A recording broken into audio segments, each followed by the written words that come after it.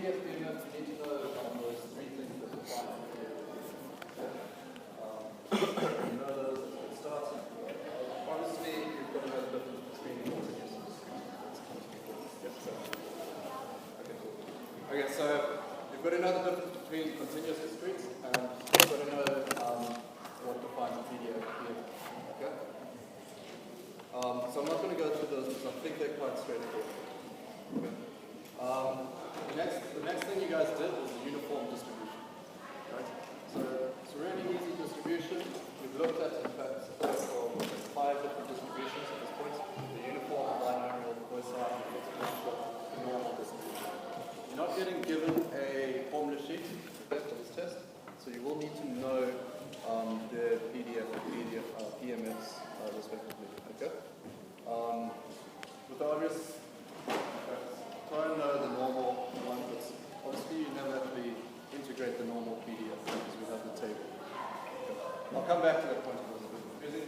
But going back to the uniform distribution, or in fact all distributions, you should know the shape of them. Okay? The uniform distribution is particularly easy because it's just a rectangle. Okay? So first up, in fact, okay, while I'm on distributions, obviously most of the questions we faced thus far in the types and whatnot have been quite easy to identify the type of distribution because you've known the context that they're asking you to. Like if they were asking it in chapter 7, then it was a uniform distribution. Okay? In the test, it's a little bit more difficult because you don't know what type of distribution to apply. So you need to know these distributions and specifically when to apply them. Right? So kind of a couple of tips. Decide whether okay, so looking at the random variable, so hopefully when you read the question, you find the random variable. Looking at that random variable, decide whether it's continuous or discrete. Okay? Once you've decided that, then obviously you've eliminated some of the distributions. Okay? Exponential, uniform, normal, those are all continuous. Okay? Versus your binomial or your Poisson, those are going to be discrete. Okay? Then, what I recommend is in fact to write down the random variable to see then what distribution it is. And also look at the information in the question.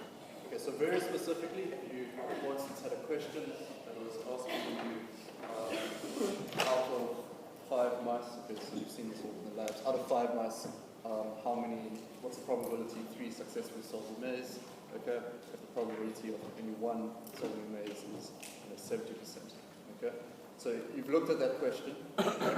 You can see that it's discrete. So x, your random variable in that case, is the number of mice that successfully solved the maze. Okay, so x is going to be discrete. You can't have it's not going to be 2.3 mice solving the maze. It's going to be discrete. It's either going to be 0, 1, 2, 3, 4, 5. Okay. But if you look at that information, you can see that A, you've got a number of trials, and B, you've got a probability of only 1 solving it. Okay, so it sounds a lot like a binomial distribution. So you're going to use the binomial distribution. Okay? Like going on to normal questions, they'll define a mean and a variance or something to that tune. Okay? So you can see that they've given you the mean and variance, so let's use the normal distribution. Okay? And obviously it's going to be continuous. Cool? It gets a bit more tricky with the exponential and Poisson because they can kind of sometimes be used interchangeably. So with those, that's where it becomes important to have defined that random variable properly. Okay? So the Poisson is going to deal with the number of events in the period of time. By definition, that's what it does, that's what it deals with. And the exponential is the period of time until an event. Okay? So if they're going to ask you what is the probability of so many events, and let's say 5 or something events occurring in a period of time, then you're going to use the Poisson because the exponential can only model up until an event has occurred. Okay? Cool. So we're going back to the idea of defining a random variable. So the first thing you've done, you've gone x is a random variable that describes, and if you go to finish that sentence, then it describes the period of time until event something occurs, then you're going to use the exponential distribution. Okay? If you're going to define that as number of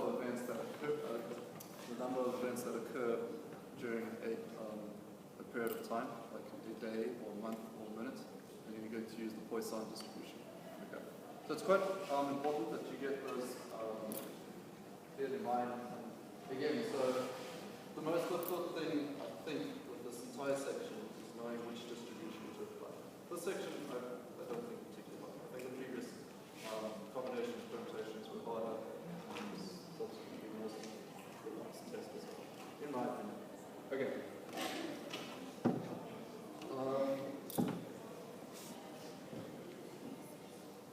I just want to reiterate it's good that, so defining that random variable will let you decide whether to use the Poisson or exponential. In a certain situation, you can use either. Okay? In that situation occurs when you're dealing with one event, basically, all the time until at least one event has occurred. Okay?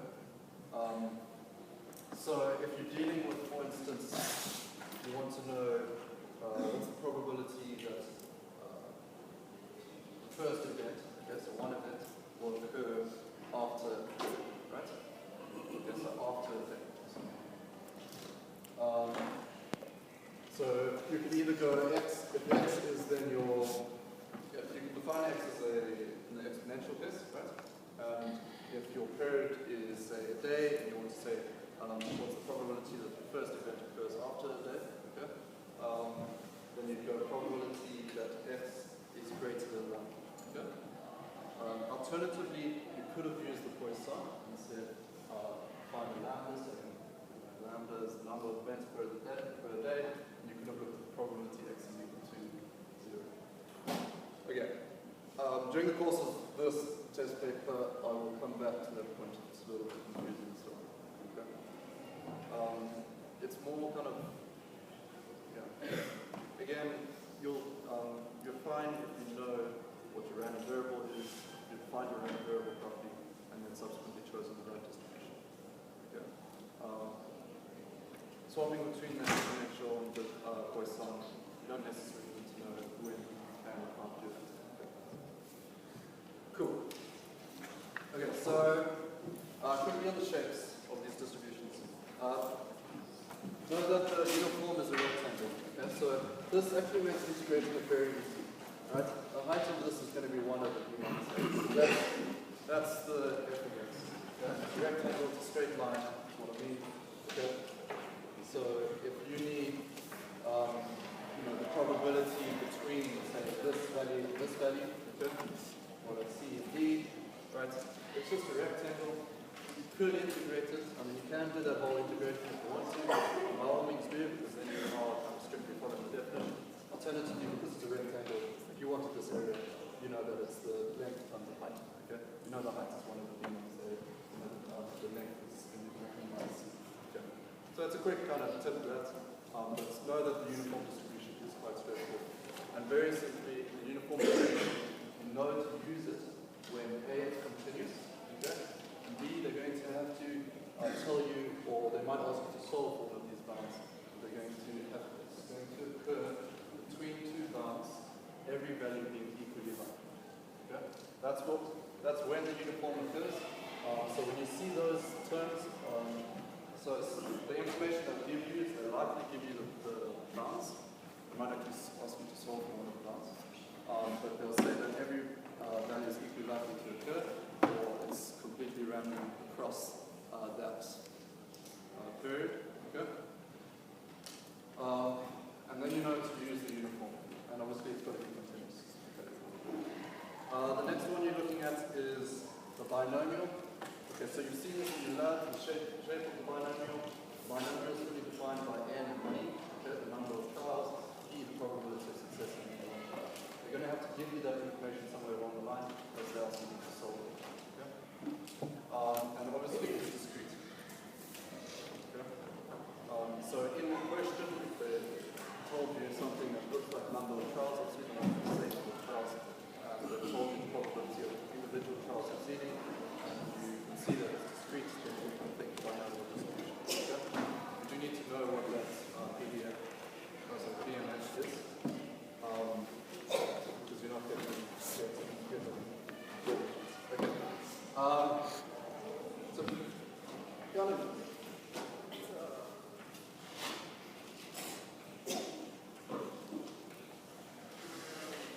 so that's kind of what the binomial looks like. Notice because it's discrete, there are gaps between the plots. This will change according to what P and N is. In this case, my N is only 6 minus, it's 6 separate terms. Okay. Cool. Okay, and then moving on from that, we're going to Poisson and exponential. Okay, so the Poisson, again, discrete, exponential, continuous.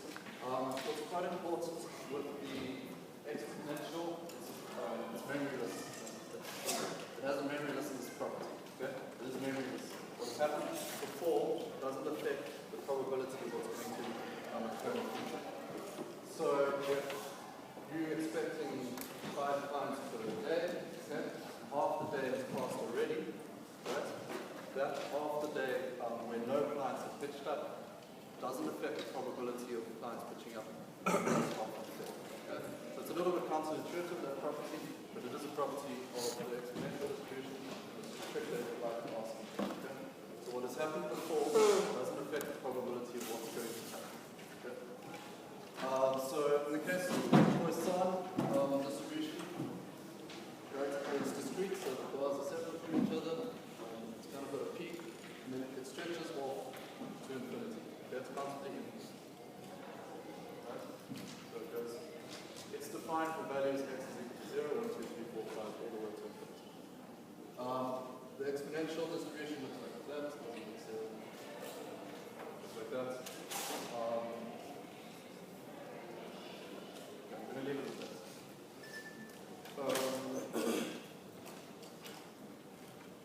Last part on this. So they are likely going to ask them. And then when they ask them, the favorite thing to ask is they'll ask something where lambda is, say, the initial question is lambda is per day. Okay? Then they'll change the question later on to say C or D or something, so they'll go lambda is per half a day. Okay? You need to know how to adjust the rate parameter. Okay? So if in the first case you've got 5 clients coming in per day, you solve for that, right? So there's a probability 3 clients coming in the course of the day. The next question might ask you, how many clients do you expect in an hour or something like that? Then you've got to change, obviously in the first situation, lambda is equal to 5. If you've got an 8-hour workday, per hour basis, lambda is equal to 5. So be prepared to move between those quickly.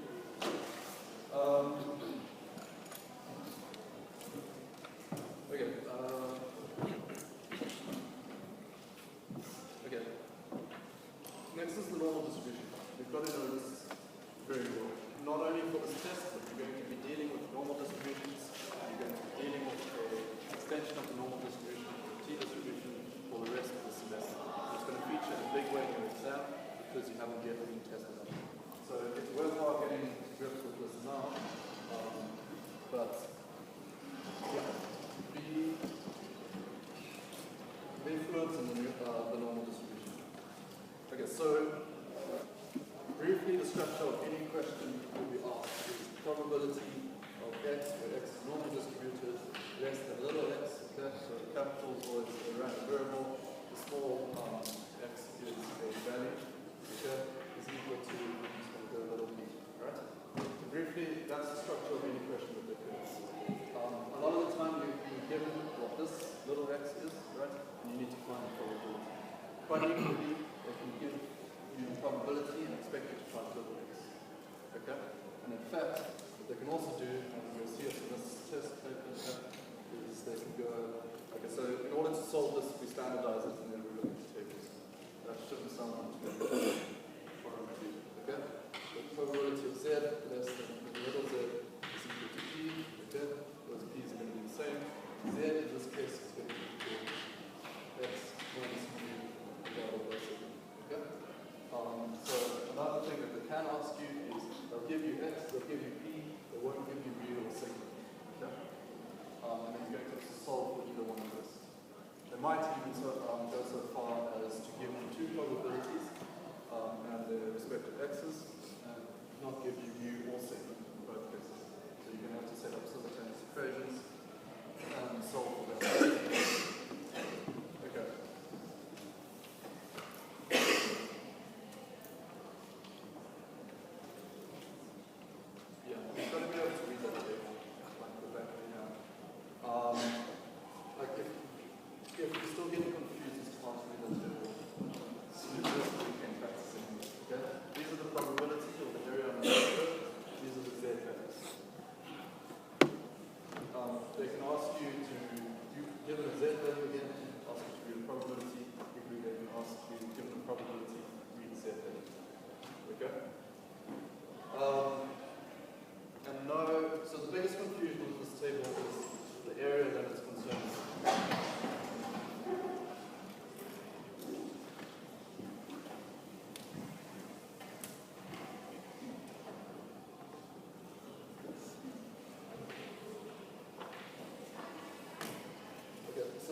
table only reads from 0 to little z.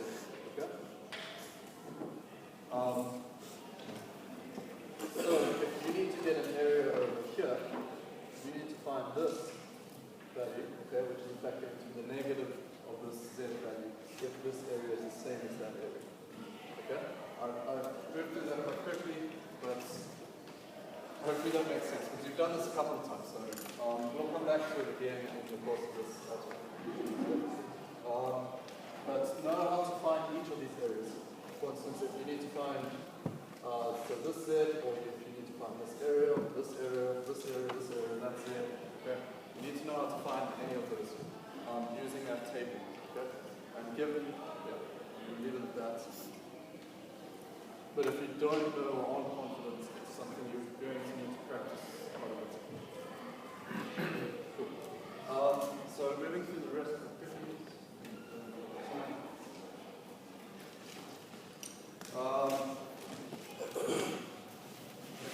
so some of the difference of random variables. What I found a lot of people getting confused as to when you add random variables, okay, you add their means, you add their variances. Okay? If you're subtracting random variables, you subtract their means, you still add their variances. Okay? So regardless of what you're doing, when you're adding or subtracting, you're always adding the variances. Because if you're subtracting the means. If you're adding their means. Right? Multiplying a expected value by... Okay, so if you're adding random variables, you add their means, you add their variances. If you're subtracting random variables, you subtract their means, you add their variances. So regardless of whether you're adding or subtracting random variables, you're always adding their variances.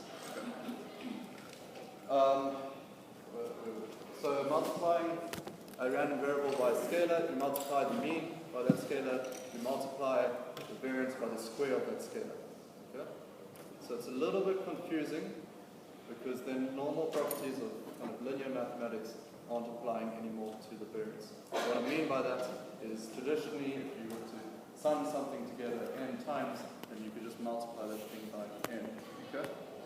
In the case of a random variable x, with the distribution of mu and sigma squared, if you were to sum that together n times, the new distribution would have a mean of n times mu, but a variance, okay, so a variance of n times sigma squared, right? And that's obviously not equal to n times x, because n times x would then have a mean of n times mu and a variance of n squared times sigma squared. Okay. So, important difference, if you're adding random variables, you add the variances, okay? If you multiply them by a scalar, you multiply the variance by the square of the scalar. Okay? If you add a scalar to a random variable, it's going to adjust the mean, but it's not going to affect the variance. It should make sense because there's no inherent variance in the scalar. Okay? So if you add, say, b to a random variable that's distributed mu and sigma squared, then your new distribution, the mean of mu plus b, but still the same variance. Okay, and then, so the last couple of things we covered in chapter 6, expectation, which is your mean. You need to know that formula. Okay, in the case of PMF, it's the sum of x times P of x. Okay, in the case of a PDF, it's x, it's the integral of x times f of x. Okay. More complicated is the variance formula. So you need to know two versions of it. Well, I recommend you know two versions of it. There's the first by definition version, right? Which is in the case of PMF, by definition, the variance is going to be the variance of x.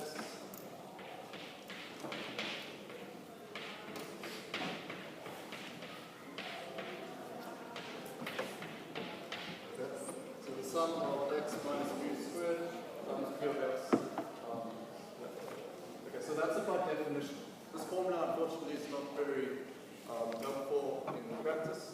Okay, and there's a nice shortcut, and you will need to know that shortcut by heart. Okay, and that shortcut is this: the sum of x squared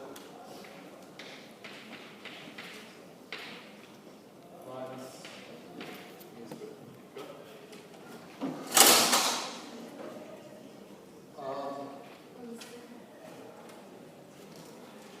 Another take on that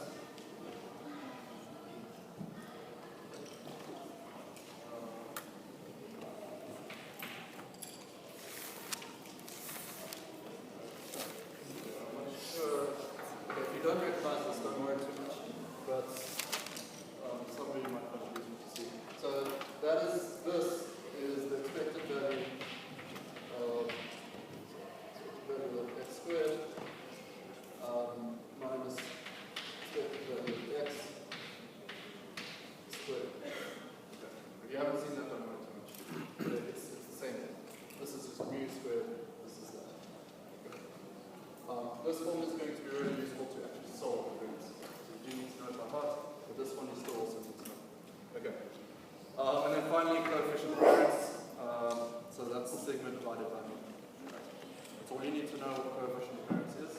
Sigma divided by mu, we need to know that. Okay? In terms of what the coefficient of variance is used for, so when comparing two different distributions, comparing their variances isn't particularly useful as a measure of spread.